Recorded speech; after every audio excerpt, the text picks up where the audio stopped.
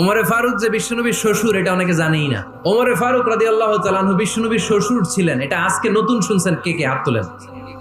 দেখছেন হুজুর, ইসলামের 4 খলিফার 2 খলিফা বিশ্বনবীর মেয়ের জামাই, আর বাকি 2 খলিফা বিশ্বনবীর শ্বশুর।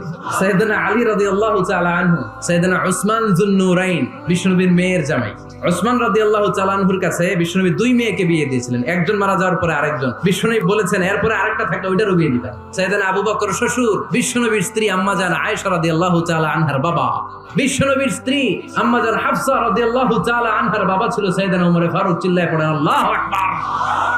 জান্নাতে যত নারীরা যাবে, নারীদের সর্দারিনী হবে সাইয়্যিদাতুনা ফাতেমা রাদিয়াল্লাহু তাআলা আনহা। এই ফরিদপুরের যত ইয়াং স্টারেরা তোমরা যারা জান্নাতে যাবে, তোমাদের লিডার হবে সাইয়েদনা হাসান আর হুসাইন রাদিয়াল্লাহু তাআলা আনহুমা। আর বয়স্ক মুরব্বীরা যারা জান্নাতে ঢুকবেন, আপনাদের লিডার হবে সাইয়েদনা আবু বকর আর সাইয়েদনা ওমর ফারুক রাদিয়াল্লাহু তাআলা।